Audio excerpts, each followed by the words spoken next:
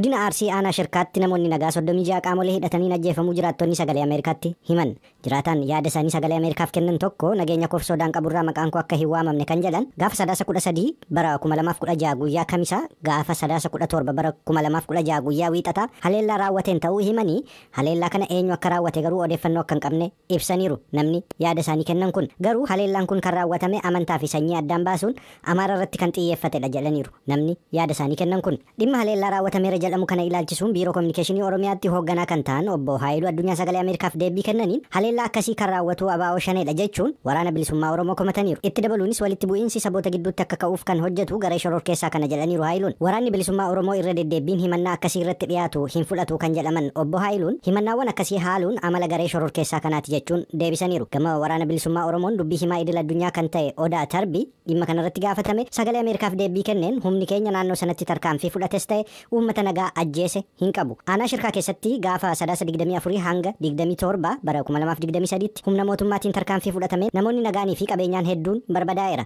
Manguddoota hawaasa keessatti fudhatama qaban kanneen akka Sheek Usmaan Daawud faa kanneen akka Sheek Awwal Mahammad faa humnoota mootummaan ajjeefamaniiru jedhani. Mootummaan gochaa isaa kana dhokfachuuf jecha akka waan nuyi saba tokko irratti xiyyeeffanne fakkeessuun akkuma yeroo kaanii himannaa nurratti dhiyeessa.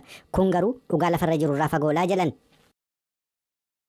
Komishiniin ittisaaf sodaa balaa federaalaa Itoophiyaa bakka bu'aan tokkummaa mootummoota akka gargaarsa namoomaa Itoophiyaa keessatti namoota miliyoona 1.5 kanneen balaa lolaan qe'ee isaaniirraa buqqaaniif gargaarsi ga'aan qaqqabaan jiru jedhan. Komishiniin ittisa sodaa balaa mootummaa federaalaa fi Itoophiyaatti bakka bu'aan dhaabbata mootummoota gamtoomanii kan gargaarsa namoomaa waloon ibsa kennaniin Itoophiyaa keessatti namoota balaa lolaan miidhamaniif gargaarsi namoomaa hanga ammaatti qaqqabeeru 10 qofaa ta'uu eeraniiru. Sababaalee rakkoo daandiif gargaarsicha qaqqabsiisuu hin danda'amnes jedhaniiru. Komishinarri komishinii ittisa sodaa balaa Itoophiyaa Ambaasaadar Shifarraa'u Takilamaaraamii fi Itoophiyaatti bakka bu'aa dhaabbata mootummoota gamtoomanii kan gargaarsa namoomaaf daayirikteera kan ta'an Dr. Raamiz Alakbaarov jimaata darbeerraa kaasee hanga dilbata darbeet bakkoota bishaan lolaan miidhaman daawwachuu ibsanii gargaarsi namoomaa dhiyaachaa akka jiru simanii garuu hanga rakkinichaa waliin waan wal simuu miti jedhaniiru. Naannolee torba kanneen akka Somaalee, Gaambeellaa, Kibba Lixa Itoophiyaa, Oromiyaa, Affaarii fi Sidaamaa keessatti balaa lolaa bara kanaan godinaaleen 23 fi aanaawwan 85 miidhamtoota yommuu ta'an miidhamtoota kanneen keessaa 80 naannoo Somaalee keessatti argamas jedhaniiru jechuun Dirree Dhawaarraa Addis Chokkoltu gabaase. Gaanfa Afrikaatti jila addaa mootummaa Yuunaayitid Isteetsi kataan Ambaasaadar Maayik Haamer mana maree bakka bu'ootaa mootummaa Yuunaayitid Isteetsitti koree dhimma alaa hordofu jalatti kan argamu birkii addaa dhimma Afrikaa hordofu irratti waa'ee haala Itoophiyaa ilaalchisee har'a ibsa kennanii jiran. Gaaffiiwwan waltajjii kana dhiyaatan irratti deebii kennan Maayik Haamer haalli mirga namoomaa Tigraay keessa jiru fooyya'insa argamsiisuusaa ibsanii dhimmi waraana mootummaa Eertiraatiin wal qabatee jiruuf dhimma daangaa naannoo Amaaraatiin wal qabatee dubbiin jiru akkaataa waliigaltee Piriitooriyaatti mallatteeffameen adeemaa jiraachuu irratti ammas gaaffiin akka jiru ibsaniiru. Rakkinni nageenya naannoo Oromiyaa fi naannoo Amaaraa keessa jiru nageenya biyyattiif guddina dinagdee irratti dhiibbaa inni qabu ibsanii gareen kamuu afaan qawweetiin rakkinni hiikuu waan hin dandeenyeef gara marii nageenyaatti akka deemu Yuunaayitid Isteetsi hojjechaa akka jirtu ibsaniiru. Dhaggeeffattootaaf hordoftoota keenya bal'ina gabaasa kanaa sagantaa keenya borii irratti dhiyeessina. Gara oduutti aanutti ennaa dabarru immoo Itoophiyaa dabalatee liqeessitoota irraa liqaa doolaara biliyoona 1.5 argachuuf waliigaluu ishee baankiin biyyoolessaa Itoophiyaa ibsee jira. Itoophiyaan jechuu kooti. Bulchaan baankii biyyaalessaa Itoophiyaa Maammoo Miratu roobii kaleessaa akka beeksanitti biyyattiin yeroo ammaa rakkoo maallaqaa kan qabdu waliigaltee liqaa dhaabbilee liqeessitoota waliin mallatteessiteen doolaarri biliyoona 1.5 yeroof boqonnaa kennaaf jalan. Itti dabaluunis tajaajila liqaa yeroof addaan kutuu galmaan gahuu danda'uu keenyaan maallaqa doolaara biliyoona 1.5 silaa kan gara liqaa kaffaluutti deemu qusachuu dandeenyerras jechuun koree bakka bu'oota uummataaf ibsaniiru. Itoophiyaan faayinaansii biyyoota Afrikaan baay'ina uummataan sadarkaa lammaffaa irratti argamtu waldhabdee waggoota lamaaf kaaba biyyattii keessa tureen hedduu miidhamteetti. Naannoowwan waraanni kun tures deebisanii dhaabuudhaaf Itoophiyaan maallaqa doolaara biliyoona 20 akka ishee barbaachisu beeksisuun ishee ni yaadatama. Biyyi hulaagala tarsiimoon tun maali duraan osoo marii tanatti hin seenne dura maaltu ta'uu qaba? Osoo marii tanatti hin seenne gartee osoo haala kanatti hin seenne fakkeenya maal kaa'uu qabanii? Duraan dursee namni siyaasaa tokko wallabuun isaa siyaasaadhaan wallabuun hatta waraanaanis wallabuu waan jiraati. Garuu bakka siyaasaatti dhufanii wajjin mari'achuun waliin haasa'uun kun siyaasaadha. Laazima. Amma maal sitti fakkaata dura fakkeenya takka uummataa kaa'uudhaaf araara takkatti seenuudhaaf maaltu ta'uu qaba? Akkasuma uummata isaatiif kireenyaatti uummata isaatiif faayidaa isaatiif faayidaa uummataatiif akkasuma fedhii uummataa yookaan fedhii gartee araara kanaa qabaachuu yookaan qabaachuu dhabuu isaa akkamittiin beekuu dandeettanii beeyta. Kanneen isiniin jedhu uummata kiyya kabajamoo waaniin laalee tureef osoo mariin tun ittiin seenamin dura eegii mariin tun haasawamuu eegalte waaniin as keessatti hordofuu turreef hordofnee mariin tun akka isiin hin milkaa'in akka isiin gufattu osoma mariin tun eegalamuu deemtu duratti laallee agarra. Maaltu gufachiise? Maaliif gufatte? Duraanuu kaayoo marii tanaa bilchinnaan beekumsaan waliigaluudhaaf marii tana gartee heera quubsaa ta'een akka waliif murteessanii ittiin seenin durumaan maaliif uummata kiyya marii takkatti seenuudhaaf marii tana gartee ni kabajaadhaan nagahaan ni mari'anna eegijaan dura maaltu murteessaadha? Dura maaltu si barbaachisa? Dura wanti si barbaachisu maali? Hayyoota Oromootti hedduu as keessaa dubbataa turan osoo mariin tun deemu jirtu. Maaltu eegalame? Ta gaafa duraa caalaa gaafa wal dhahan gaafa waraanaan gartee akkasitti wal waraanan san duratti eegii mariin tun eegalamte daranuu waraanni jabaatee waraanni bilisummaa Oromoo fi waraanni mootummaa wal dha'uu eegale. Dhukkee walirraa kaasuu eegale. Dhugumatti naannoo adda addaatti Wallaggaa ta'uu, Shawaa haa ta'uu, Shawaa keessatti haa ta'uu, akkasuma naannoo Arsiitti haa ta'uu, akkasuma naannoo Baaleetti haa ta'uu, akkasuma Harargeetti haa ta'uu, naannoo adda addaatti abaaboon dhugaa dubbachuu fi bara kana hedduu babal'atee jira. Hedduu babal'atee humna gahaa leenjifatee humna gahaa qopheeffatee naannoo adda addaa keessatti faca'ee jira.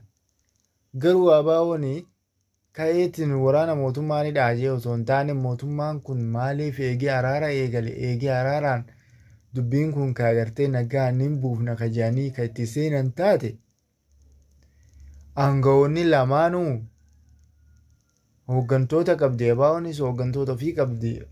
Mootummaanis bulchaa ofii qaba. Akkasuma gartee ka waraana kanaan ajajamuu fi ka humna waraanaa akkasuma piraayim ministeera mootummaa Itoophiyaa qaba ka isiin ajajamu. Dura waraanuma kana dhaabanii hooggantooti lamaanuu waraana kana dhaabanii eegii waraana kana dhaaban irraa marii isaaniitti maaf hin seenne? Maaliif mariitti hin seenne? Waraana dhaabbatee dura marii seenamuu qaba moo waraana eegalaniiti waraanaan wal rukutaa marii seenuu qaban? Kamtu irra fakkaata?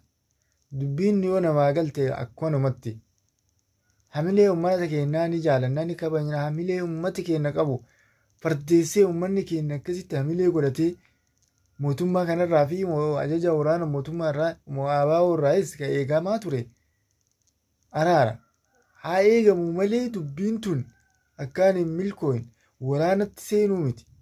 Dura uf qopheessuudhaaf mariidhaaf uf qopheessuudhaaf fedhii araaraaf fedhii uummataa ni qabna eegi jedhan waraanni dhaabbatee waraanni gama lamaanuu dhaabbatee maritti seenamuu qaba malee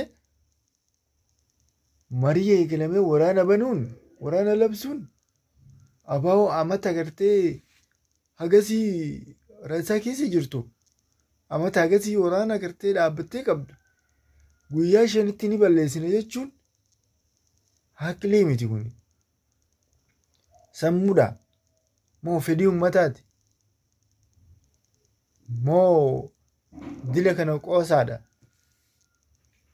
moo fakkeenya wayiiti saampoliidha? Maali wanni akkana yaade akkana fedhiin akkana uummata kiyyaa fi akkasuma kabajamoo kabajamtootaa fi jaalatamtoota keenya dhugaa dubbachuuf wanti gartee amma araara jedhanii deemaa turan araara jedhanii uummata gartee nama addunyaa baasanii gartee hayyoota bebeekamoo fi warra humna adda addaa baasanii marii kanarratti turani dhugaa dubbachuu fi durumaanuu fakkeenya gartee araaraa kana hin qaban.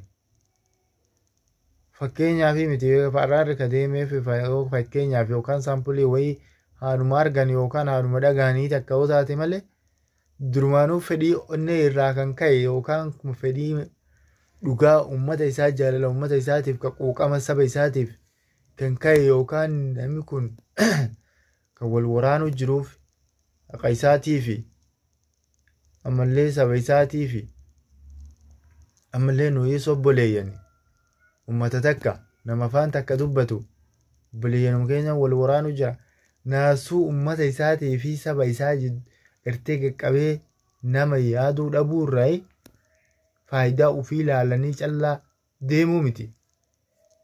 Faayidaa uummataa ilaalanii osoo ka deeman taate durumaan dursee waraanni dhaabbatee egaa waraanni kun dhaabbate booda tasgabbaa'anii maritti seenutu irra murteessaa.